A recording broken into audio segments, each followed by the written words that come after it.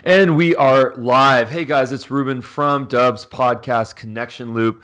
Today I have Tony Blauer on with me. And one of the things that strikes me about Tony is that it seems like you've been in the same gig and you've done the same purpose since the 80s. So you're one of those guys that's really unique in that you knew your purpose early on in your life and you've been pursuing that ever since. And I think that what you're doing is fantastic. I'd love to learn more. What is your origin story? You know, it's funny you bring this up because I was writing an article a couple of weeks ago online, and I always talked about my origin story was as a self-defense instructor. You know, one of my students lost a fight in 1980, and while he was describing what had happened in this violent encounter, it was like the god of self-defense hit me with this lightning bolt and said, "Oh my God, we're teaching self-defense wrong." And I was thinking that as the origin story, and I've always told it that way for decades. And I was sharing a story online about getting attacked when I was 12, leaving a baseball game. And these two kids, maybe 15 years old from the local high school, jumped me, beat me up. I went home, told my dad, it was 1972, hey, man, I just got jumped. And I was fine. I didn't get really hurt. It was like emotionally, traumatic. And he said, well, you got to learn how to defend yourself. And the So kids did he have any training or had he no, done ever martial no, arts? he told me, great question. He told me no. He says we gotta get you some martial art training. And it was just around like within a few months later, Bruce Lee passed away, and then martial arts exploded in that era, and that was ignition for me. Like seeing him and reading his story, me getting jumped, and it was somebody online said, "I'm so glad those two guys jumped you because look what you're doing now." Like, had that not happened, I grew up in Canada. I live in Southern California now, but I grew up in Canada. And when you grow up in Canada, Ruben, you're either a skier or a skater. You're either Yeah. playing hockey or you're skiing.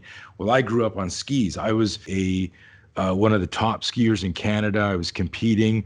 There was whispers of me, maybe if I continued on this trajectory, I would represent Canada, maybe in the Olympics if I kept, So had I not been attacked, maybe I'd be selling skis somewhere, and ski wet. So my new origin story is this idea, like, wow, like that was crazy serendipity or synchronicity that I got attacked, and something hit me, and I realized.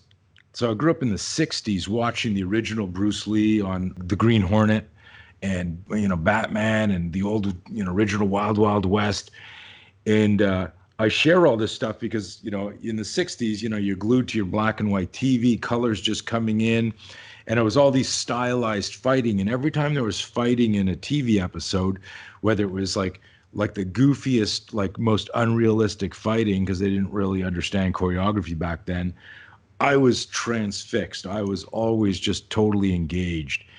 And when I was 15, to jump ahead a number of years after I started doing martial arts in 1972, and then Bruce Lee passed away, and the whole ignition thing, I'm sitting on the floor of my home, and I'm like reading Bruce Lee magazines, trying to achieve the splits.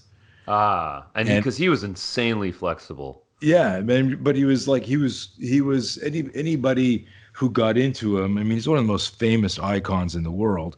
But everyone thought they were Bruce Lee's biggest fan, but I was, so that was crazy that they all thought they were. But seriously, I'm on the ground trying to do the splits, and my mom walks by, and you got to remember it's 1975, and she looks at me and she says, "Hey, dear, you're 15. Have you thought about what you're going to do when you graduate school? Are you going to go into the family business?" My father ran an import-export business that was passed on to him from his dad. And my mom says, "Are you going to go into the family business, or are you going to be a lawyer or a doctor?" Because those are the three choices you had in the '70s, right? Lawyer, doctor, or family business. And I looked up at her, Ruben, looked up at her, looked back down at Bruce Lee, and I said, "Mom, school is not going to be a big thing for me. It's not going to play a big factor." And she's like, "Oh, really?" She goes, I go, "Yeah, I'm going to be a famous martial artist like Bruce Lee. I'm going to develop my own self-defense system." I literally said that, and I knew it like it was just matter of fact. And I always knew that. And here I am. I make this joke, I'm 59 years old now. I've been doing this for 43 years. Haven't changed my mission, haven't changed the vision, and still every day. Yesterday I woke up around 5:30 and I had this idea for like a new iteration of an important program we do called Be Your Own Bodyguard, and just got up and started writing. So you're like decades later, still trying to improve, the metaphoric software. Amazing, man. I mean, to hear about the fact that you got jumped, it's a form of bullying. Someone messed with you, and you had that response, you had that reaction at that point that you said, I never want to let this happen to me again. And I want to learn from this. And it's because of that adversity that you went through that you found your purpose. And I always find it intriguing that when people don't realize that it's the struggle that we go through, and it's the adversity and the challenges, the trials and tribulations, the crap that we go through in our lives, early on, later on, doesn't matter, that actually forms who we are and what our purpose is. The two most important days of our lives, many say, are the day that we're born and the day that we find our purpose, why we're born. And I think that you found that early on. Now, a lot of people don't have that. I'll call it a luxury, even though it didn't seem like a luxury at the time. But I applaud you. And you did mention that you have accomplished exactly what you set out to do when you were 15 years old, because as I understand it, your own defense model, is it called SPEAR? I want to understand that. Yeah. I dig that. I love that twist or reframe on the two most important days in your life, because old school is the day you're born and the day you die and what you do in between. And, metaphorically the same thing, but it's, finding that purpose, it's tricky for some because not a lot of people get that. And you could see that. And that's one of the big things that I do now is, we've got two parts of the company. One is the kind of like the survival side of the spectrum, and this is like, what do we do during a violent encounter? And my clients are mostly, professional law enforcement, military emergency services, and we've got a division for the general public. But the other side of my company, the flip side of this axis, is the thrive side. So we've got survive and we've got thrive. And the thrive is more, so we've got personal defense on the left and personal development on the right. What I discovered along the way, and you talk about insane serendipity, is I discovered through studying violence that the way to make things happen is to change our relationship with fear. And when we change our relationship with fear, we change our lives. And I could say, oh, Ruben, I'm going to teach you, how to do this gun disarm. I'm going to teach you how to do this palm strike. I'm going to teach you how to kick somebody in the nuts. And you're practicing the movements like everyone does. But then when the event happens, we freeze, we hesitate, we have self-doubt. And you can see that in the boardroom, and you can see that in the boxing ring. You can see, it all over the place. So one of the things that I discovered was, it's not a recipe, but it's a way to review, to relook at fear.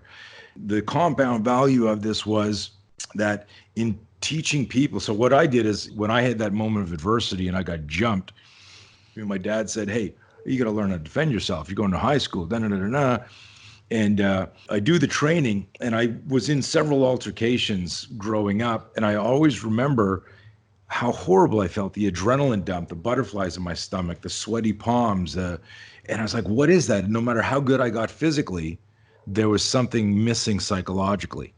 And so, if you think, pain is the mother of invention, I started to study psychology and mindset and developed a whole different way to look at fear. Instead of going with the conventional fight or flight, which is, everyone talks about that. I said, well, that's all intuitive and instinctive.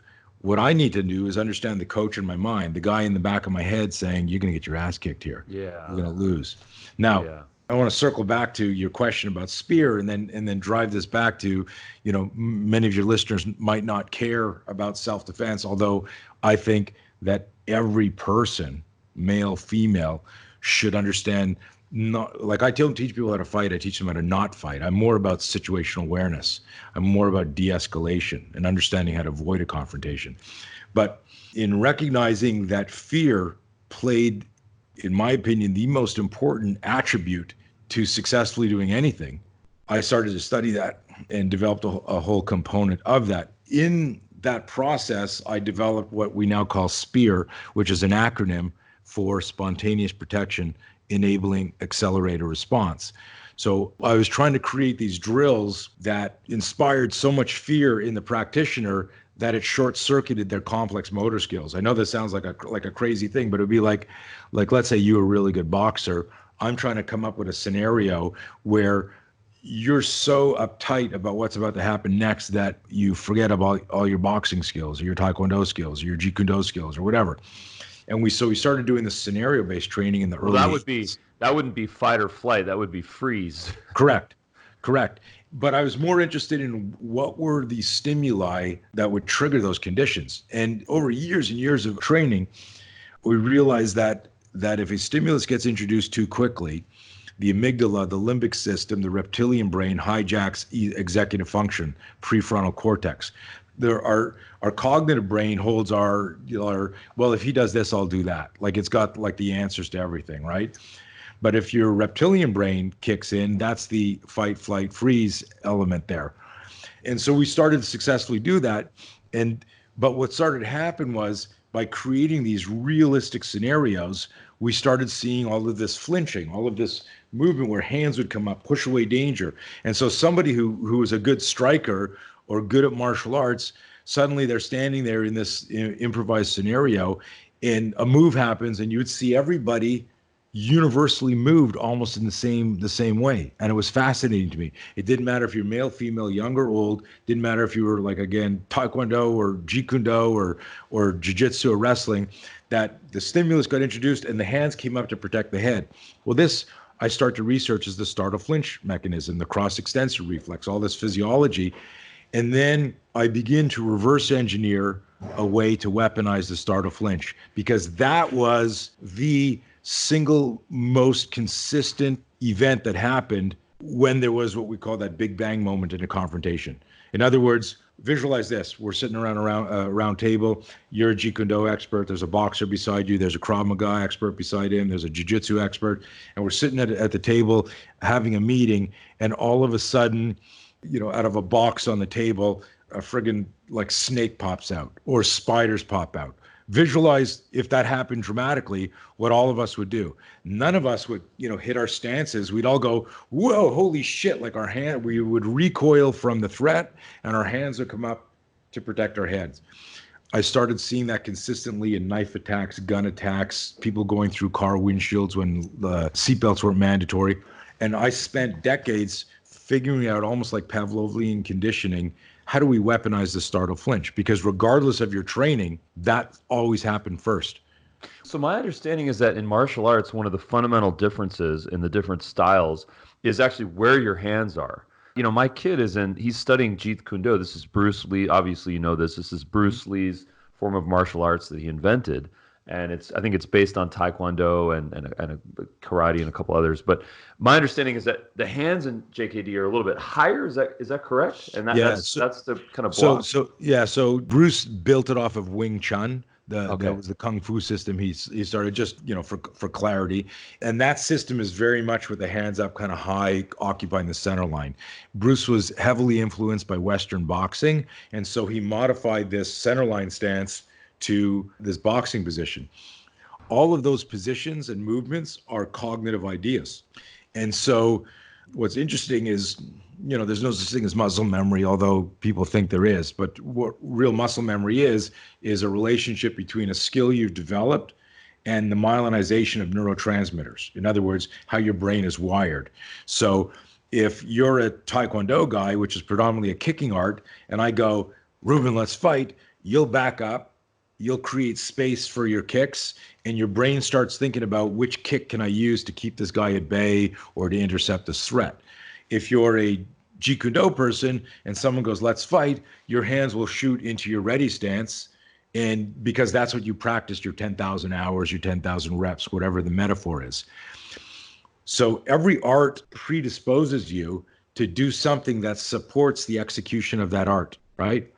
And what I did is, this is a very interesting conversation and probably very different than maybe you expected. Where's this going to go? Who knows? That's the best part. Yeah. A couple of years ago, to help people understand this, I created this concept called the categories. And in category 1, we just group all traditional martial arts. In category 2, we group all combat sports, MMA, boxing, kickboxing, anything where there's actual impact. In category 3, we have all these reality-based self-defense programs, and Jeet Kune Do could fall into there. Krav Maga could fall into there. Now, the thing about them all is this. is each one of them has like a doctrine, a lesson plan, a methodology, and it's all based on block training. Hey, Sensei Sifu, can I learn that cool move that I saw? No, you've got to go. It'll take you 2 years to get there, and you got to get these grades or these pass these tests or challenges, right? This is your crucible to get up there. That's advanced. And so what's happening there is the neurotransmitters, what we think is muscle memory, are being trained to move a certain way. And this develops what we call an unconscious bias, right? So if I ask, you know, if I say let's go out for Oriental food, and I take you to a sushi restaurant, you might go, I hate sushi, man. I said, well, why didn't you say anything when I said Oriental? He said, well, I thought you were going to take me for Chinese, and someone else will go, but I thought we were going for Korean, and it's all an umbrella. So we talk about martial arts and self-defense as an umbrella, but we don't understand. I said there's 4 categories. Is all 3 of those categories, all the traditional classical martial arts, the combat sports based on martial arts, and the reality-based self-defense based on martial arts, are all practicing a stylistic, a very specific approach to how does this art or system handle this type of violence. The category 4 I call violent encounters. And my contention is that when there's an active killer, when there's an attempted rape, when there's a kidnapping, when there's some violent encounter, it's always a surprise attack, and nobody announces it.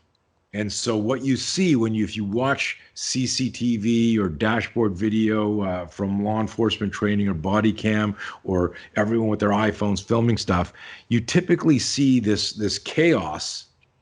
You don't see the way we practice in martial arts. Now, I'm a martial artist for like 50 years. I've been doing stuff.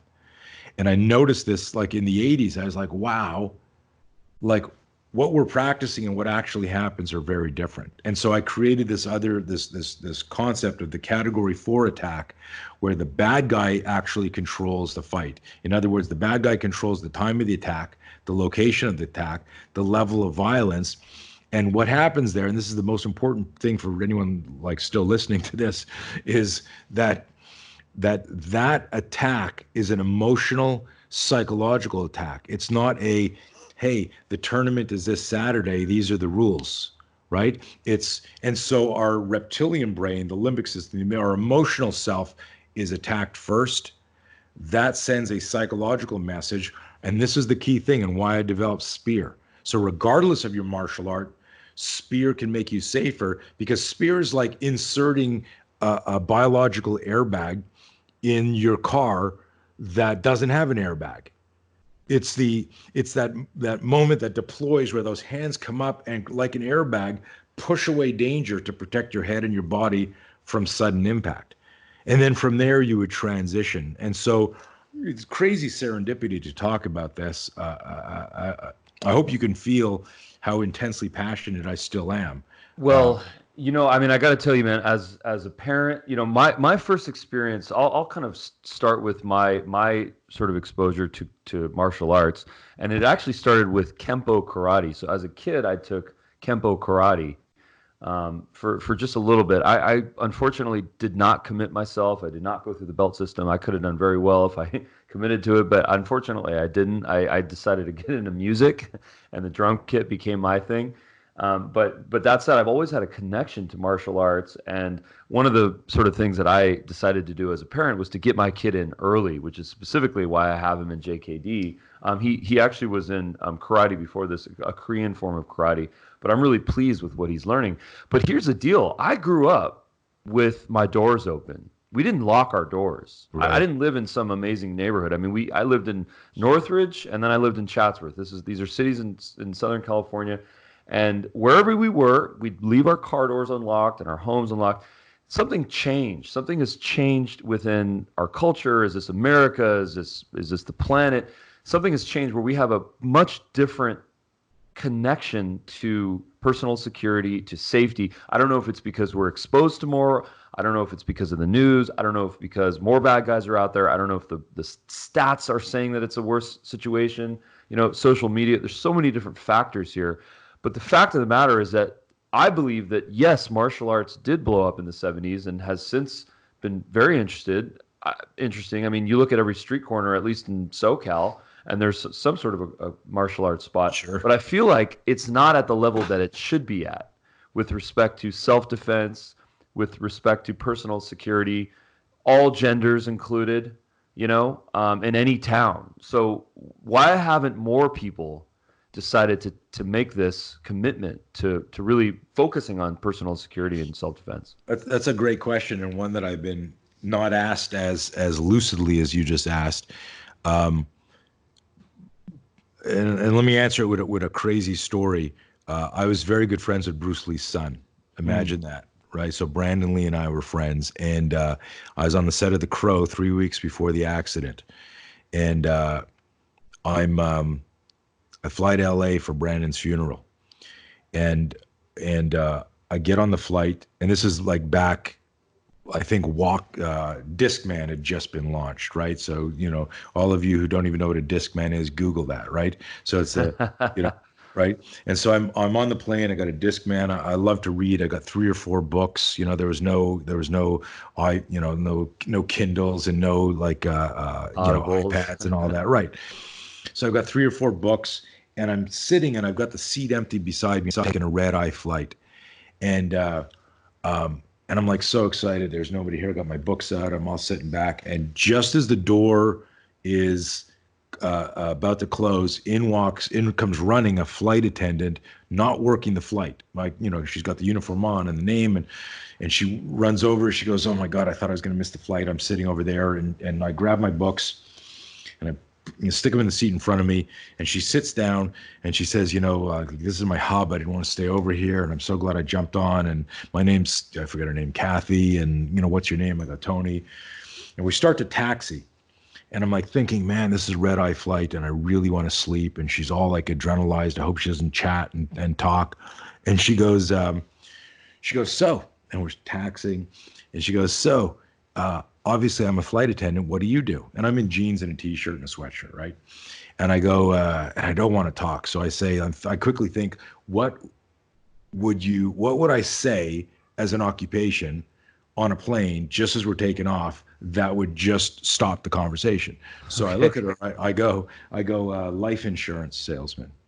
Okay. Thinking like, okay, good. I'm good. And that's the thing, conversation, right? And she looks at me, she goes, "Life insurance?" She goes, "You're not a life insurance salesman, I can tell." And one of my, I don't know if it's a superpower or if it's my Achilles heel, is I cannot lie ever. Someone says to me, not even a white lie, "Hey, what do you think of this?" I'm like, shit, right? "Hey, how did I do, coach?" I'm like, and so I go, she goes, "You're not a life insurance salesman, I can tell. Seriously, what do you do?" I said, "Okay, I'm a life extension insurance salesman." She goes, "Life extension insurance? What is that?" I said, "I teach self-defense." It's just a funny way of saying I teach self-defense, life extension. So she goes, "Oh my God, I always wanted to learn how to defend myself." And I look at her, I go, "No, you didn't." And she stiffens up with that, kind of like a little like, "How dare you? What do you mean? What do you mean I didn't?" face, right? She doesn't say anything, just this scorn look. I said, "People who always wanted to do stuff, do stuff." I think what you meant to say is you always wanted to know how to never be near a situation where you might have to defend yourself. Mm-hmm. And Yeah. she goes, "Oh my God, yes." And I ended up talking to her for fucking hours, So can I swear on the show? I forgot to ask you. Hell yeah, bring it. Okay, good. Okay, good. I just did a show for moms and dads a couple days ago, and the guy said, "Please, I know you're legendary swearing, like, I'm the Gary Vaynerchuk of self-defense, and as far as," he said, "Can you not swear on this show?" So I think I'm still scarred from that episode. But what was amazing, Ruben, is why I told that story is because what you asked me is, why don't more people do this?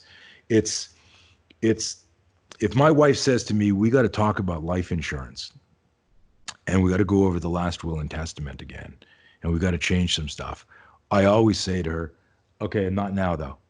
Like, I'm busy. Like, I don't want to talk about that." Right? And I think most guys, and I don't mean to like genderize it, but like most guys are like because we're like we don't we want to believe in immortality. We don't think that we're going to get old, and we don't think that we're going to die. And so I think when people really think about the difference between doing a martial art and truly understanding self-defense, it's like talking about life insurance, that you've got to accept responsibility. And I spell responsibility with a hyphen, responsibility, the ability to respond. And we look at violent encounters in the news, and the news sensational. The news doesn't show us all the people that get away, all the people that were situationally aware or verbally diffuse it. They show us the victims. And so we're constantly bombarded with, this is what it really looks like. And I think most people, like that flight attendant, go, you know what? I want to know how to never be near that, but I don't want to even take a deep dive into understanding how to handle that. I want to add this. I had two women no show on this weekend seminar that I was conducting years ago, and they had prepaid, and now they're 15 minutes late. I have one of my instructors talking to the group because I called everyone the day before, and I finally get one to answer the phone, and I go, yeah, Miss So-and-so, we're supposed to start at 9:00. You're not here. And she says, start without us, we're not coming. I said, really? I said, okay, I'm sorry to hear that. We just talked yesterday, everything was good, you prepaid. You're not getting your money back, right? There were 10 people in the class, you had to come. And she says, that's fine. And there's something in her voice. I go, is there a reason you're not coming? And one of my schools, I used to live in Montreal, Canada, and I had a school in this industrial park where the buses don't go, and you had to get off at a bus stop or the subway and then walk about a half a mile through an industrial park. These two women got mugged on the way to the self-defense seminar. Wow. Yeah, now get this. And this is how you might think, because you're an entrepreneur, which means you're adaptive, you're resilient, you manage fear. I'm an entrepreneur, right? Same thing. Someone says you can't do this, and we don't go, oh, I guess it wasn't meant to be. We try to we try to figure it out. And so it's the same thing. If someone's choking you, you try to figure it out. They got mugged. And so let me get this straight. I want to make sure I understand this. So they got mugged that morning on the way to the class, on the way to the seminar, like 8:45 in the morning, walking through this industrial park.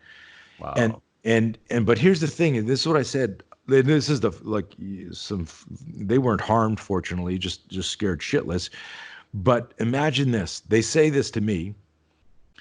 I go, well, you're not coming? They go, yeah, I'm not giving you a refund. You're like, we confirm this, right? I'm like in my early 20s, trying to build a life, right?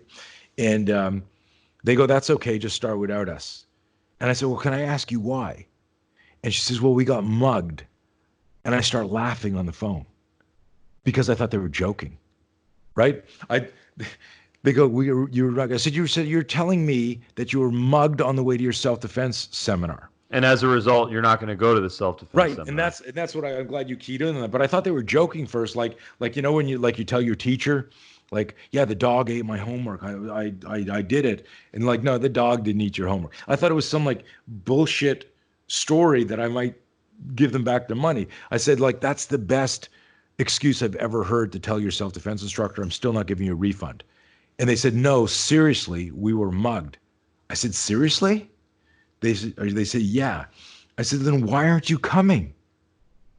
And what they told me is consistent and connected to the flight attendant story. Because ignorance is bliss.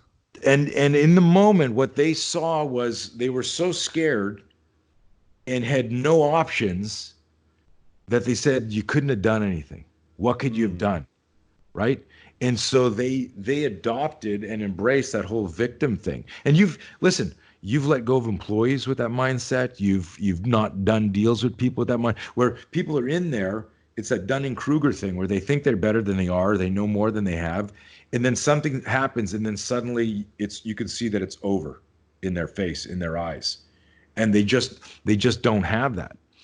So it was a fascinating thing. But the short answer to why people don't do that is I really think is it's such a scary reality to consider that they avoid it. Just like you get a toothache, most people avoid going to the dentist until it's so bad that they go in and the dentist said, hey, you're lucky you came in. This is pretty bad. We don't rush to get the shit fixed. And that's one of the, I tell people the ability to protect yourself or a loved one is arguably the single most important skill you could possess. Now, why wouldn't you want to learn, some shit about that? So it's crazy, man. I mean, that's poignant, man. I feel, I feel my first level is I feel kind of levels of compassion. I can connect to that. I know what that's like. I know what it's like to just want to hide behind a rock and just to not face fear and not face adversity, not face risk, not face potential harm, right? And the easiest thing that we can do is just to say it's to run. That's one of the easy, to run or to freeze, right? To address something head on, that requires, well, first of all, it requires for us to take a moment, to take a break, to use, to your point, different facilities of our mind, less kind of reptilian, less limbic, a lot more logical, knowing that, fear often is one of the worst enemies against us compared to anything, right? But I still feel like there needs to be, and what I love about your cause and your purpose is that you're a face. You're a face to making self-defense accessible because you're a guy's guy, but I can tell you've got an emotional, passionate side to you, and it's people can connect to that. I mean, I think with martial arts, Can I inject something there? A lot of people don't realize this. I abhor violence, which is why I study it. And that's the difference. You talk about that the empathy or the emotional. I'm not like a knuckle dragger going, let's fight. Come on, let's break some, let's hit some. And I've never been that. Fighting scares the shit out of me. And to the point where I went I got good at it because I was so scared of it. That's the other silver lining of this is I grew up afraid of everything, man. Afraid of my shadows, and I sabotaged all of the stuff that I was really good at. As a skier, as a gymnast, it was this weight of fear all the time. You said, and you said something really potent earlier about how fear is like our greatest enemy. I forget the phrasing you said, but fear is either this formidable adversary that just crushes dreams or opportunity because we're visualizing defeat and failure in advance, right? And I use the acronym false expectations appearing real for fear. False expectations. I'm visualizing something that hasn't even happened that's immobilizing me in the present. It's changing the quality of my life right now. And I discovered all that through studying self-defense, through trying to figure out, the system that I ended up creating was the one that 12-year-old needed that day, right? And so when you say mission, purpose, passion, and a face, that means a lot to me, man, because I'm trying to demystify stuff, and I tell people, look, you can learn the principles of self-defense in the same way you can learn the principles of CPR and first aid. You don't need to study martial arts for 10 years and get a black belt. You need to learn what we call the 3Ds: detect, diffuse, defend, detect and avoid, defuse and de-escalate.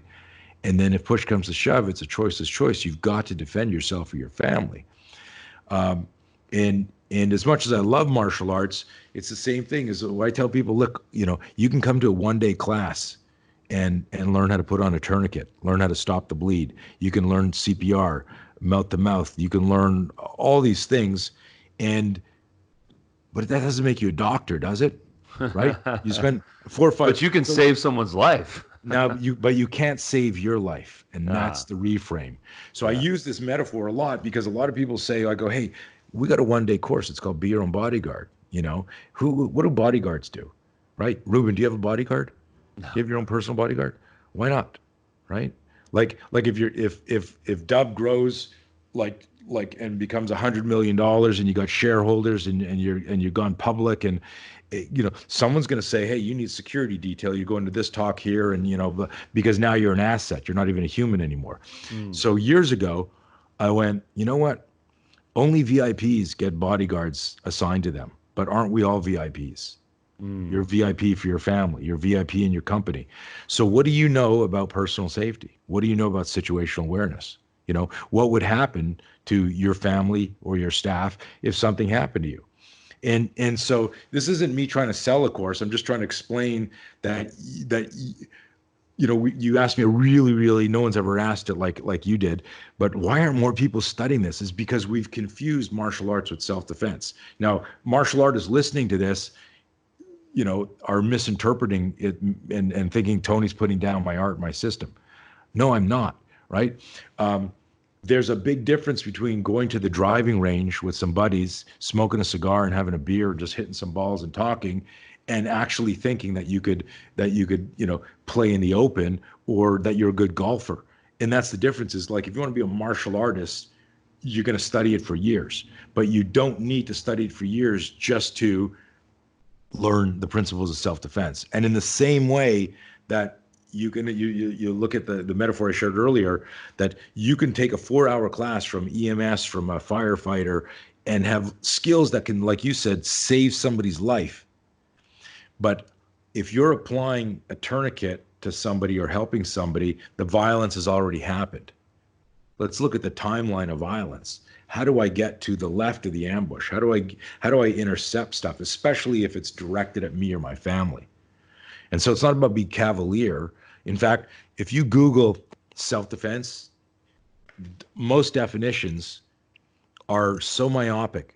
They're focused on, you'll hear things, you'll read things like the physical act of protecting your property or your life. So even the world's definition of self-defense is a physical attack that's already happened. You tracking? Where in our system, I'm going, whoa, let's think about this way, like the 30,000 foot view, not the 1 foot view. I'm already on the ground getting stomped, right? It's like, what do bad guys want? What's going to happen to me emotionally and psychologically here? Where am I going to be? What's the scenario? Do I understand the law? What can I do? What can my body do? What's my body? And all of that stuff gets built into this class. And so what we're doing is we created, in the same way that you learn CPR, we created a course for the average person just like that.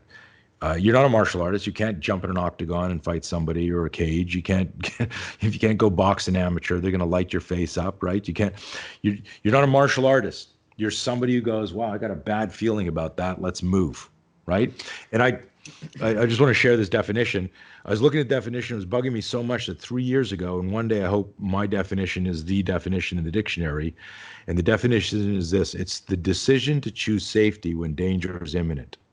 The decision to choose safety when danger is imminent. What that does is it activates our brain. We start thinking in terms of strategies and tactics. We're not emotionally locked into, you know, how do I get out of a headlock? What do I do if a guy's got a gun? It's like, I want to be as far away from that as possible. And we've been teaching that course for over 20 years now, and it works. It's just such a radical shift from the conventional narrative of. Yeah, so let me understand this, and then I actually want to kind of jump into it with you, because I'd love to give people, if you're okay with this, I'd love to give people a teaser from you. If someone has a commitment, if someone, you know, listened to this message and is now inspired and they've realized that they want to take action, you know, let's sort of take them through your method. But my question specifically is that when people think about self-defense, at least historically, and definitely I did prior to this conversation, is I always thought of, I'm in a situation where danger is imminent. I am in that situation. And what I'm starting to gather, you know, based on being a little bit more mindful, is that you can avoid danger completely just by making correct choices. Now, it's obviously not bulletproof and it doesn't work all the time, but just by being a little bit more mindful or kind of navigating a conflict, you might be able to completely avoid harm. So speak to that a little bit. Like, and I love take me to the precog level. Yeah, so I love that you use the word navigate there, because I love sharing the thought the mind navigates the body. And so the mind is where we go, oh, you know what, I'm going to do this, I'm going to do that. Now, excuse me, fighting a cough. if all of your training starts with, okay, guys, let's get in position today. We're going to start with a gun disarm. Grab your training weapon, stand here, and we put the gun up. This is what I call the Star Trek model of self-defense. The Star Trek model of self-defense is that everyone beams into position, and there's no pre-contact cue awareness. There's no dissonance, meaning that bad feeling, a bad vibration, something's off here. We're not cultivating or talking about intuition or instincts. So check this out. I've been now teaching for 43 years. I've had the same job for 43 years, one that I started and one that I developed. I've had the same mission for 43 years. So it wasn't like for 10 years I did stick fighting and then I got tired of that and then I did ninjutsu and then I did for 5 years. It's been since 1980 singularly focused on how to handle violent encounters. And here's what I discovered. Interviewing victims of violent encounters, from military to law enforcement to soccer moms to rape victims, everybody over the years. Every victim of violence, if you ask them effectively, will eventually, and this is true, share that they had a bad feeling before the attack. 100%, Ruben, of the people that I've talked to. So if you're a baseball player and you hit 100% of the time, that's insane. You get an MVP if you're doing 50% of the time, right? If you were in the stock market and you're like 50 or 60% of your investments were effective, you'd probably be doing pretty good, right? What I'm getting at here is that if I told you, Ruben, 50% of the time during a potential violent threat, do this. So always choose the safe thing and you'll be 50-50. And you go, well, okay, 50-50, go for it. What if I told you it was 60-40? What if I said 70-30? What are you like? These numbers are crazy. 100% of the people that I've talked about, whether they were trained or untrained, said, I'm talking to a cop who was almost killed. He goes, I knew this guy was going to try and hurt me. I knew when I was standing there, the reactionary gap, talking to him, the way he was looking at me, I knew. So what I developed, and this is back in the 80s, and what's fascinating, if you read a book like The Talent Code that talks about neurotransmitters and myelinization and the way the brain can learn, the way to hack learning in a positive sense, this is the drills I was developing intuitively in the 80s were consistent with modern neuroscience, which was so exciting for me to read all of this stuff because I was trusting my intuition back then. Something was off. And so when you asked, hey, navigate this, and I want to jump in and share this, that 100% of the people that I've interviewed and read about said they had a bad feeling before the attack, but they didn't know what to do with it. There was no training. So if I ask you, what's the difference between freezing and choking, or is it semantics? For some people, they go, yeah, I froze there, I choked there, semantics. No. The trained person chokes, the untrained person freezes. When you don't know what to do, you're frozen with fear. If I strike out or if I, don't throw the punch and I'm a professional boxer and my strategy goes out the window and I lose the fight, it's because I choked. I allowed the pressure to get to me. All of these elements tie back to the nucleus of everything I'm talking, excuse me, the nucleus of everything I'm talking about, and that is our ability to recognize the fear spike and manage our own fear. Recognize the spear spike. The fear spike. Recognize the fear spike. What does that mean? So is that kind of ominous guttural feeling that we get when we're afraid of something and all of a sudden we're just like... Yeah, that's a couple of seconds after it, but that's part of it. So the fear spike is that initial moment when, and this could happen where you're opening an email and it starts off with, you motherfucker, you messed with the wrong person, right? And you start to read and you realize, oh my God, I'm being sued. And then your whole physiology changes. Have you ever been speeding somewhere, you're late for a meeting, and you come over a hill and you see a cop car off to the side, and then a nanosecond later, you realize he's giving someone else a ticket and you're not going to get a ticket? But your body still gets this adrenaline dump, even though you're not moving, but your heart starts to race, you get butterflies in your stomach, and you're like breathing, suddenly you're vertically breathing, and you're like, whew, wow, that was cool. That's the fear spike. And the the symptoms of it were what you described, but the fear spike is the initial something, the stimulus that triggers it. That's the fear spike. And then what we have are all these physiological changes. So what we're trying to teach people to do, whether they're trained or untrained, and I work with professional athletes, I work with corporations where people, I don't need to teach my people how to fight. Well, like business as a battlefield is a metaphor, right? Like, hey, the art of war, man. The art of war is so relevant for business. Oh yeah, but the biggest thing that I tell people is, regardless of what you're doing, fear throttles everything we do. Everything we do runs through this fear loop. And if we don't understand how to identify, and I always tell people that a moment of doubt creates hesitation. Now we're losing time. Doubt creates hesitation. Unchecked doubt and hesitation becomes a fixation. Now I'm in the inaction, right? INACTION, one word. Inaction means I'm not doing anything. Hey, why haven't you turned in that report? Well, yeah, I'm busy. I'm working on it. I'll get it to you. But there's inaction. I can tie it back. Why am I hesitating? Why is there doubt? And when you peel every onion, and I've been doing this for decades now, when I ask, but why is that? But why is that? But why is that? Somebody finally says, okay, because I'm fucking afraid of looking bad. I'm afraid of being rejected. I'm afraid of getting my ass kicked. I'm afraid I won't make that lift. And if I look at, people, I coach athletes sometimes, right? And I'll look at them and they're working on like an Olympic lift, the snatch, and they have perfect form with a PVC pipe, and they have perfect form in an Olympic bar. And then when they start adding weight, their form goes out the window. They've already demonstrated that they understand the technique, the movement, they got the range of motion, they got the kinesthetic perception. Why is their form changing as the weight goes up? If you can get in their head, you understand they're afraid of missing the lift and the bar dropping on them. And that's a scary thing. You should be afraid of it, right? And so it's a fascinating thing. The most important thing that we teach people is how to change how they look at fear. And this is the thing is you don't go to the course and go, okay, I'm fearless, right? Remember the No Fear Company, No Fear T-shirts.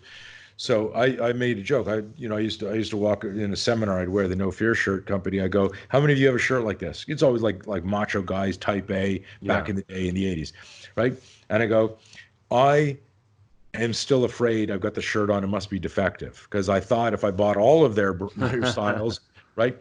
And so we changed that to No Fear, spelled KNOW.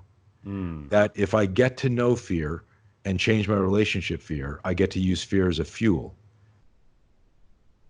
And that's well, okay. So there's something that's really interesting for me about this. It's that a lot of people, we're all navigating through our lives and we're all evolving. We're trying to improve. We're trying to make better decisions about the way that we're living our lives to ultimately gain happiness, right? And there's a lot of neuroplasticity that goes into this because our brain is continuing to make new changes, to learn, to adapt, to improve. But for those people who have not decided to make self-defense one of their priorities, they don't have an opportunity to evolve. They're staying in the same ignorant, unskilled place that they were as a kid, effectively, or as a young adult. And that's just risk to me, because there's stuff out there. And right. This is it's a wake-up call. It's a wake-up call. And I think what I am definitely guilty of is being comfortable in that place of ignorance, and I think you're a great motivator to that. So I appreciate that. Listen, we all have our bubble. We all have our cognitive dissonance. If you were sitting there with two other buddies and I said, one of you is going to get attacked tonight, each one of you would look to your left and your right and go, I wonder if it's going to be him. Like none of us go, I wonder if it's going to be me. And look, I'm not one of these fear mongers, Chicken Little, the sky's falling, right? I just look around and I ask the question in our seminars, we ask the question, what would it cost you if you didn't fight back? What would it cost you? What could it cost you if you chose to ignore the signs, right? And this applies to business, man. Oh yeah. This applies to, listen, I lost a $12 million company in 2010 by not applying what I teach people and had been teaching people. I saw signs of things. I went to my CEO. I go, what's going on with this? Why do they want to change the holding company? Oh, it's a tax write-off. It's a this. It doesn't affect us. Well, why are they doing this? Why do they want me to? And I had hired this guy out of Harvard, and I knew I had in my body this bad feeling, but I didn't want to open the Pandora's box and be right about it. I did not want to be right about it. And it turns out my CEO was working with them. And about 6-7 months later, I had to dissolve the company and lost a $12 million company over a 3-day period. It was just insane. And I sat back and I went, detect, diffuse, defend. The same thing that I created in the 80s bit me in the ass in 2010 because I didn't apply what I teach people to myself and my business. And so I share this because the skill set, if I say to you, I said it earlier, your ability to protect yourself or your loved ones is arguably the single most important skill you could possess.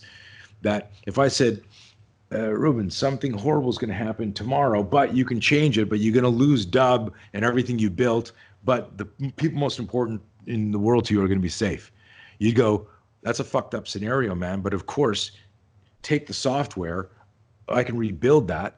Because I'm smart. I'm a fucking entrepreneur. I will figure out how to rebuild my business. I don't give a shit about my guitar collection, my car collection, my stamp collection. I want my family and myself to be safe.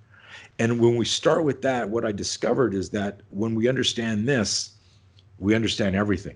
That's the transcendent value of suddenly I can look in the mirror and go, listen, man, if shit goes down, I'm going to do what I can to protect.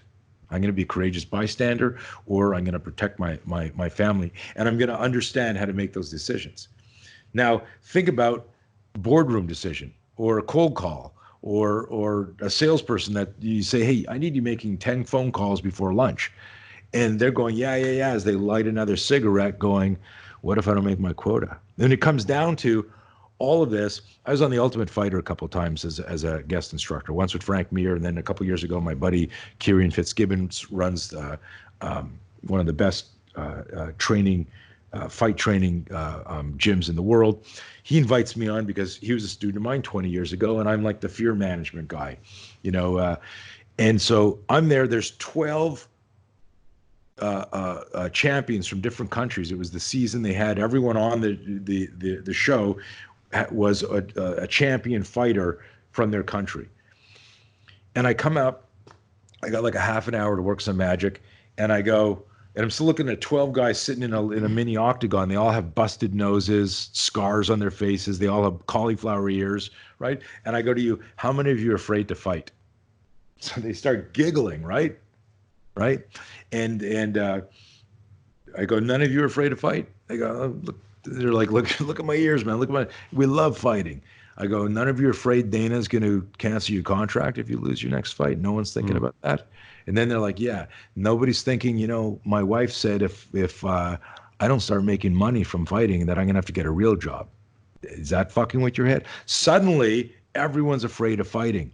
They're not afraid of. You understand where I'm going? That peeling the onion is such a subtle thing. I was down at Fort Bragg. I got there a bit early. I'm working with some military guys, and I'm not a big fan of heights. And I get to a coffee shop. One of the guys says, "Hey man, I'm going jumping today. You want to come?" And I go, jumping, like up and down jumping? He goes, ha ha ha, very funny, like out of an airplane jumping. I go, yeah, I'm good, man. I don't like heights. I've done it twice, static line jump and then a tandem jump at 12,000 feet. I'm good. He goes, come on, man, you afraid? I go, I don't want to do it. I don't get the whole reason of jumping out of an airplane on purpose. And he laughs with his buddy. He says, I thought you're Mr. Fear Management, and he does the air quotes. I go, I am Mr. Fear Management. Look at me. I'm managing my fear, not jumping out of the airplane. So they all laugh. And I say to him, Ruben, I go, hey, let me ask you a question. You don't have any fear when you do this? He goes, no. He says, I got like 600 jumps. I jump every time I can. I said, well, there are guys on your team that hate jumping, but they stay qualified because they got to have the skill set. Do you understand the difference between jumping afraid and not jumping afraid? You can't be brave if you're not afraid. You cannot be brave if you're not afraid. And so I looked at him. I said, do me a favor. He goes, what? I said, let me pack your chute for you. I said, before you answer, I just want to tell you that I'm fucking horrible at folding even a t-shirt. I have no idea what I'm doing. So let me pack your chute. And he goes, you're not going anywhere near my chute, man. Fuck off, right? And I looked at him. I go, that's fear. Do you feel that? And he suddenly realized what I was saying is like when we stress inoculate, when we do things a lot, we don't realize that we're going to work afraid, that we're in some toxic relationship and we're afraid, that we don't like our job and we're afraid, that we're worried about the market and we're afraid. And so all of this, I happen to, the serendipity, I love that word, of figuring out how this 12-year-old can learn how to protect himself was to create a whole different way to look at fear that teaches us that the fear never disappears. At some point, we just realize the fear has to be a companion, that there are lots of things in life that you need to hold fear's hand. You go, hey, let's do this together, man. I'm scared shitless here. And when you change that reframe, it becomes very empowering because most people don't think that. They think the fear is, like you alluded to earlier, like this adversary. It's something that and that's how it was for me for most of my life. And even like this week, something will happen where I'll get a fear spike, but then I'll remember I got to manage my fear. I've got to use it. I have no choice. This is happening. And that's been like the biggest epiphany, the biggest light bulb moment for people who we get to work with. It's just I love that, man. Love that. As a kid, I remember watching Batman, and I remember the origin story of the Bruce Wayne's origin story where, he falls. There's a lot of different interpretations of this, but, he falls into a cave, he sees the bats, terrible fear of the bats, and then he starts to connect to that. And then that becomes his insignia, his icon. That becomes his identity, right? And it's this idea where initially at first he was afraid of something, but then there was an embracing of that, and that sort of liberated him to overcome that, right? And I think that I understood what that meant back then. And I think to me back then, it just meant the idea of embracing a weakness or embracing something that we're afraid of. But I think that what you present is a lot more profound than that, in that there is a relationship, there's a healthy relationship that we should and should have with fear, because to your point, you can't be brave unless you have fear. You said it in better words. Yeah, but I really you can't be brave if you're not afraid. You can't be brave unless you're afraid. I love that. Yeah. And you're 100% right, man. Like fear is everywhere. If I said, hey, I think you should do this with Dub, and it's a real stretch, and I think you should pivot this way and do that. Like if it was you might look at that and go, holy shit, that would be, you're going to make a big change in anything, hire new people, fire people, move. There's always fear. So fear is like, Gavin Becker said this in his book, Gift of Fear, fear is the static we hear before the event. And usually once something starts to happen, you're in the motion. But if we can change our relationship in advance, we just get back to that balance, that homeostasis, like where we want to be, that flow state, right? That proverbial flow state. And so understanding that doubt creates hesitation, which creates this fixation, which potentially creates this anxiety about something, and we're not doing anything. And it ties back to it. So, using what you're talking about, the Batman origin story, it's embracing it, but then realizing that maybe it's an organic resource as well. Mm-hmm. That if I get a fear spike about something, if I have the tools or some sort of like mental guidelines on what to do with that, I then can look at it and go, oh man, wow, I was worrying about nothing. That's bullshit. Or okay, this is real, and now I'm getting educated, right? And now it does, and this is, I think this is the thing, is almost like in some small way ties into you asking me, why don't more people study self-defense? One answer is because they confuse martial arts with just learning self-defense. They'd be like me saying, hey, do you want to learn like CPR and how to put on a tourniquet? And someone thinks, I don't have time to go to medical school for 7 years, right? Like, it's like, no, you're not getting a black belt in it. You're just learning some simple skills that will just work and buy some time for us to get a paramedic on the scene or get to the hospital. And so, but there's a part of it that in their brain, it's not just the mechanics of it, it's the emotional psychological responsibility of it. That triggers the fear spike. If I said to you, hey, I'll show you this cool gun disarm. I actually had a guy in a weapon protection course we were teaching. We're doing all these gun disarms. And this is such a crazy story. I can't believe I just remembered it, because it's literally from like 1987. Oh, wow. Yeah. So we're showing the gun disarm. Guns up. Okay, grab the hand here. Remember the little hole at the end? That's where that little thing comes out. You don't want to be in front of that hole. Move it here. And I teach it like I always make a joke. I'm going to teach you self-defense like Ernie and Bert from Sesame Street created the program. Okay. And I'm not saying you're a little kid. I'm saying it's got to be that fucking simple, or you're not. There's a banana in your ear. Right. And so we're teaching the movement, everyone's doing it, and then I said, okay, now that you know the movement, we're going to start doing a bit of a scenario. So no one's going to beam down like in Star Trek with a gun here and let you put your hands up and grab the gun and do the move. It's going to come out of nowhere. You're going to be surprised. You're going to have to overcome your emotional, psychological reaction to it and then catch up to what's happening. So let's start doing scenarios. So I'm showing them like gangbanger angles and grabbing with an opposite hand and gun comes in. I'm trying to get it more emotionally, psychologically relevant. And we talk about the 3 R's when we're doing scenarios: realistic, relevant, rigorous. And that's how you stress inoculate. And so this guy, and it's crazy because I was 87, I was 27 years old. I'm 59 now. He was 55 at the time. And for years, I told the story, this older guy in the seminar. So holy fuck, I'm older than the older guy now. So this guy says, Ruben, he stops, he says, Coach Blauer, he says, I got a problem here. I go, what's the problem? He says, I know this is just a training gun, but the energy, and now we're swearing, we're like, get in the fucking car, man, or give me your money. Like it's a whole on little micro scenario. And he goes, he says, I'm thinking if a guy's got a gun in my face here and he's threatening me like that, I'm just going to give him my wallet. Because I don't even think I could control myself to do this gun disarm. I said, well, remember this, bad guys only want one of 3 things: property, body, or life. Property, body, or life. If your intuition, your instinct, we talk about the 3 I's, Ruben: instincts, intuition, intelligence. If your intuition and your instincts tell you he only wants your property, then yeah, I'm not telling people to get in a death match over your wallet. That's stupid. But what is your intuition telling you? Is he making an attempt to conceal his identity? Is he out in the public? Is it brazen?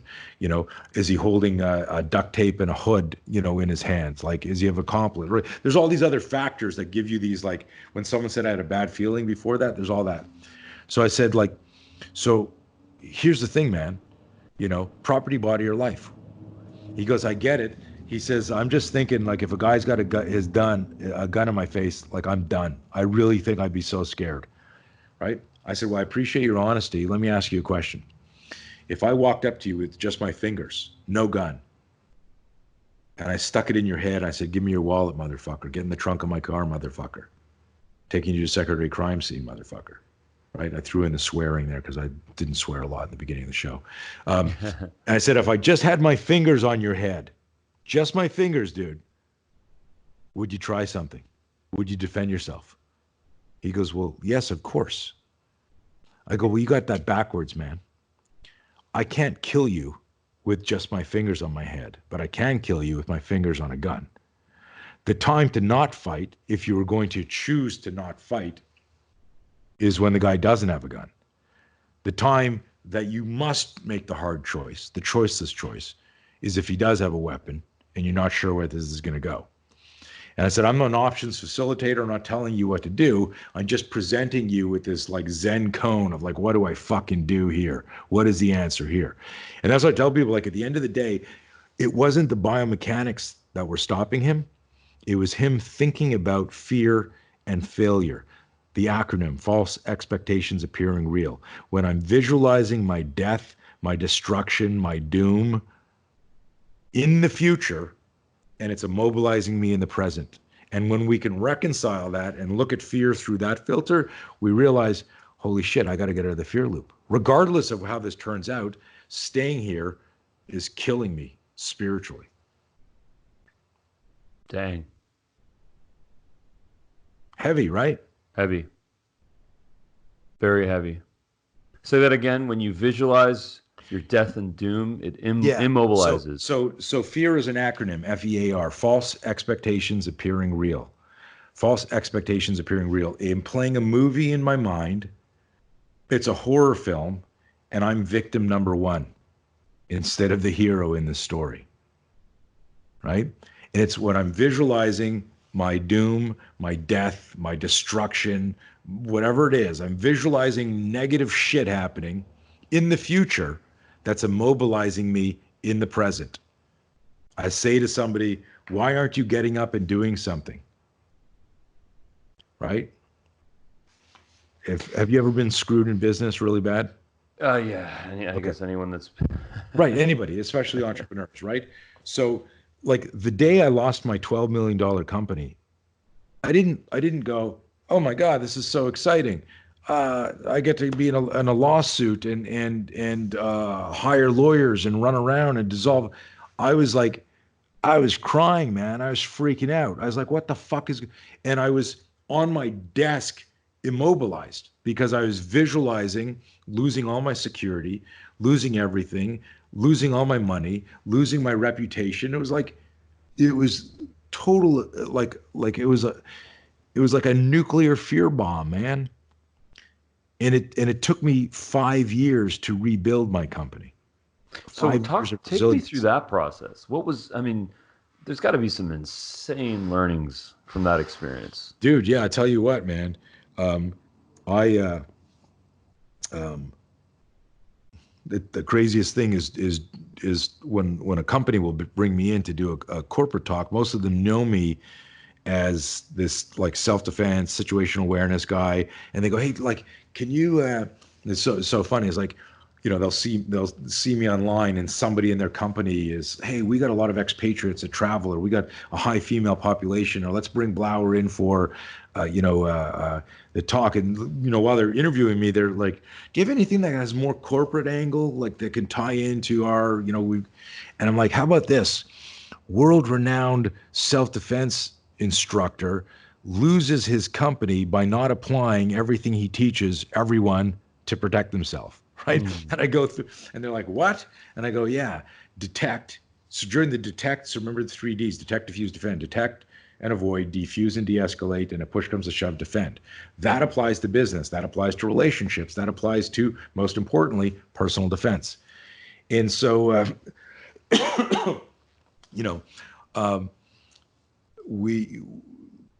we had just done a $17 million deal with the U.S. Army for some equipment I designed.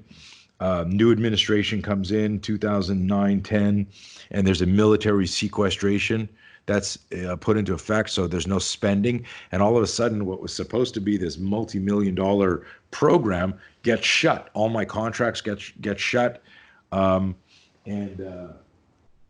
my battery is on low battery. Wow. This will be fun. I didn't think we were going to go this long. How it's crazy. Well, I'm out of my garage. Yeah, it's all good. We'll kind of wrap up in a minute here. We'll edit this out too. Yeah. Yeah. So like everything gets stopped. Like $100,000 contract gets canceled. Hey, I got bad news, Tony, man. We want to train with you, but like we have no money. And my business partner decides, and we'd been locking horns on some projects, decides he doesn't need me anymore. I had a 21,000-foot facility, and he works this deal with my COO to figure out a way to oust me out of the company. And I get a call from his lawyer one day saying, "Hey, we want to sell the company." I said, "Well, that's great. I don't really want to, be in manufacturing, and let's sell it. Let's do an evaluation. Let's do 5 times EBITDA. Let's figure out." And they go, "No, no, we're going to sell it to so and so for like $4 million." I was like, "What? We're doing 12 million a year. We just did 17 million with the U.S. Army. What do you mean $4 million? We're going to split that and then pay taxes on it?" This is my life's work. Like it was all my design, all my IP from Canada, and I moved to the States. And they basically said, "If you try to block the sale, we're going to remove you as manager." I was like, "What? How can you do that? We're equal partners." He says, "You're not equal partner. Your COO has vested equity after 2 years." So they waited, they planned it, and I got fucked. It was in Virginia, and the laws are different there, and it was insane, man. But if I take a whiteboard now, if we ever get together, and I do a whiteboard, I go, this happened, like all these like events. So it'd be the same thing where if you were walking and you called me up and you go, "Hey, I got mugged last night, man." And I go, "Oh, wow." You said, "Your system sucks. You said D1, D2, D3. I just got jumped." I go, "Yeah, well, let's peel that onion." And you go, "Yeah, I had some words with a guy in a bar, and he called me an asshole." And I said, "Come on, man. I didn't see you when I bumped into you. I didn't mean to knock your drink over." And then, I had a few more drinks with my buddies, and then, I thought it was weird that he left the bar at the same time as me, but he went the other way. Like, what? That was your first pre-contact cue, right? And then I had this other guy, ask me for some directions. That was the setup guy to distract you while he came around the other side. And then I got jumped. And it the whole model still fits, right? And so the same thing happened to me in business. But, I said it earlier, I was so afraid of what I thought was happening that I didn't even want to deal with it. There's a lot of videos out there, the Here in My Garage videos, you know the ones. It's a guy trying to boast, trying to brag, trying to say, "Here's my cars, here's my stuff." And to me, this is the most important Here in My Garage video that I think people need to see. This video, this podcast, people's lives depend on it. And the fact of the matter, what I've learned from this conversation is that through a healthy relationship with fear, through understanding what adversity means and just being a little bit more intelligent, that we can protect ourselves. Yeah. Thanks, man. People can, find me all over the internet. My main website is Blauer Spear, one word. My last name, BLAUER, Spear, SPEAR, and .com. And of course, I'm on Instagram and LinkedIn, and just my name, Tony Blauer. So just Google me. Nice, man. And then how can people take some of your courses? Well, there's a number of ways on my website. If you go to my website, there's all sorts of links. So if it's if it's one-on-one, if it's corporate, it's crazy how we've expanded. But you can bring us in. I've got a team around the world. We do courses all over the world. You can bring us into your company, to your martial arts school, to we've got we did something last year where something had happened to his oldest daughter and his wife, 2 separate events, and he hired me, and I sent 3 of my trainers to go train his family. He had like 6 of his family together. It was crazy. So, and we've got online stuff too. So if geography or finances prevents you from getting to a course, you can learn stuff online. And that might sound ridiculous, but literally, like, most of avoiding a confrontation is understanding the emotional, psychological realities of it and having the ability to manifest courage. Remember what I said earlier, you can't be brave if you're not afraid. So when you remember that every victim of violence who lived to tell the tale said they had a bad feeling, that's when self-defense starts. So just listening to an audio tape or listening to that goes, holy, and I've had so many like letters over the years, emails over the years. "Hey, this almost happened to me last night." Or, "Do you think this was going to happen to me? I had a bad feeling and I left." And my answer is always, who cares? You're safe, right? It's like if people want to go, like they want to know, hey, like, could I have really gotten out of the headlock? Why do you want to find that out? Choose safety. Choose Right. safety. Right. Yeah. Love that, man. Well, listen, I really, really appreciate the time. Yeah, this is great. You're a great interviewer. You really, I dug how into the conversation you were. I appreciate that. Hey, perpetual learner, man. Yeah. All right, brother. Thanks so Oh, much, man. okay, let me know if I can do anything for you guys, and Likewise. When you're in LA, please reach out. I will. And I is Darius away or is he in? No, no, Like, he's in. He's in. We're here to support. Yeah. okay, yeah, because I want to sign up for the pro thing. So I texted him because we were going to try something and he was going to work out something with me, and I wanted to know because he was doing one account and a bonus for somebody else to try. I'm trying to do something in the martial art world because I really think that I could, if this is successful, I really think that I could help you sell a bunch of things. I don't want to be involved in it, but it's just like a proof of principle. And I didn't know if I should sign that up, if I need to sign up through him or just online. Yeah, both works. I mean, the thing that I'd love to see happen because I'm really passionate about this cause, and I think first and foremost, I think corporations need to adopt it. I think it makes total sense. It's just an important paradigm shift that has to happen. But I think for the most part, companies, HR, perks, whoever the sort of decision maker is, COO, CEO, whoever that decision maker is, I don't know. I'm not sure if they're fully educated on the necessity for this and why this Right. is so relevant in this day and age. As they do their research and as they have their conversation with you, I'm sure that they'll get that. But what I'd love to see is you using Dub to communicate that, Right. to do webcam videos, to explain what it is, but then also to show interviews, testimonials, news clips. It's really easy to build out dynamic Right. videos without having to do Yeah, any and, editing. and and he offered to help with that. And part of it, and maybe I'll come up to LA. Is he up in LA too, or somewhere else? Yeah, yeah, he's in LA. Yeah. Hmm. So maybe what I'll do is I'll come up and we'll plan a time to spend some time together because it may just be that there's such a stigma when someone hears self-defense, right? Their brain goes, and you did it like you went through a little bit of today, but you invested, a couple hours like learning about me, where most people are like, hey, we need some self-defense. We got no, oh no, no, no, no. I did self-defense when I was 15. We don't need that. They think it's something it isn't, but if you're, what we do is completely different. And it's really like literally, you're at work and someone hurts himself and you find out, oh, there was no fire extinguisher on the services. There was no first aid kit there, right? And now, like if I said to you, hey, you need a first aid kit and a defibrillator at your office. Nobody goes, no, I don't want that. It hurt. You go, yeah, of course. So like, why wouldn't they have the same reaction? Like, everyone should learn a little bit about self-defense. Walk into the parking lot, active killer, whatever the fuck it is. You know? Exactly. Well, tell you what, if you're in LA, what I'd love to do is I'd love to produce a video with you, and I'd love to, yeah, whatever you're comfortable kind of presenting, I'd love to capture something. I'd love to capture your method in a really kind of bite-sized, 10 minute video, nicely produced. So keep it on your Yeah. radar. Yeah, no, no, fuck, man. I live in Encinitas. I'm always looking for a reason to come up there. But if there's something that I don't think nobody's figured out a way to explain what I do in a short way for corporations, you may be able to do that. I don't remember, like, for years, like I've been training military law enforcement, like people who really fight bad guys. So the corporate stuff is really like it falls on my lap. It's not something, I don't have a salesman actively knocking on doors, but at this chapter of my life, I'm trying to scale out and do more of that stuff. So there may be a neat collaboration there and I really think, like, I've got 200 affiliates around the world who teach self-defense.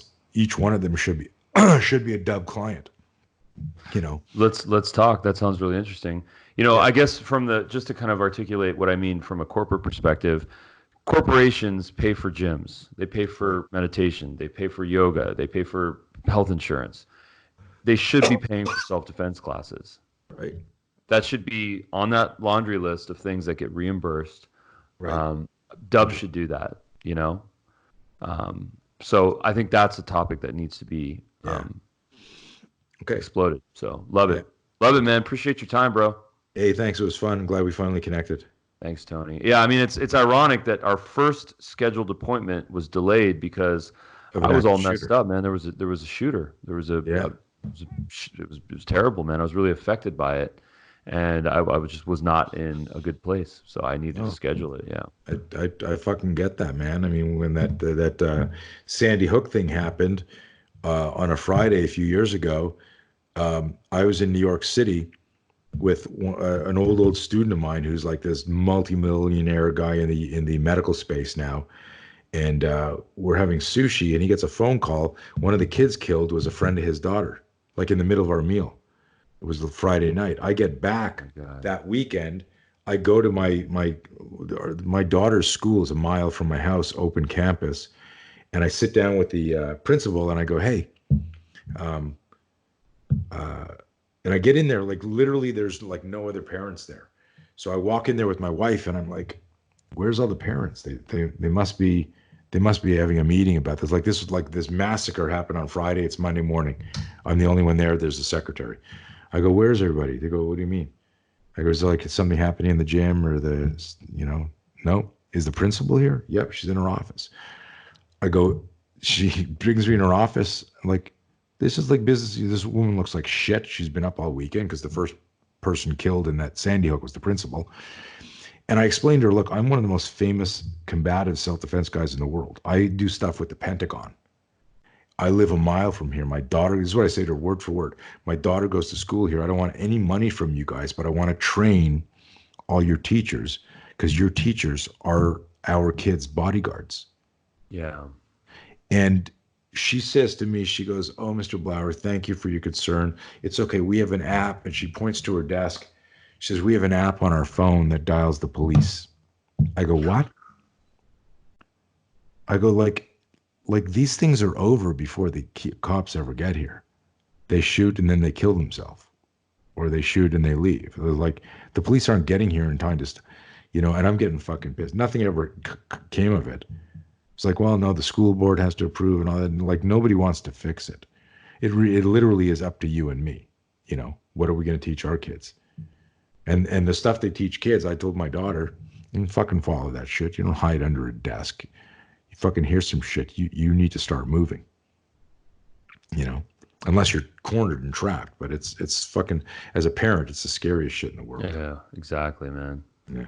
Okay, dude. I'll let you get to work. We'll keep talking. I appreciate your passion, and I look forward to meeting you in person. Thanks, brother. Okay, Appreciate the time, man. Thanks. Take care. Bye. Bye.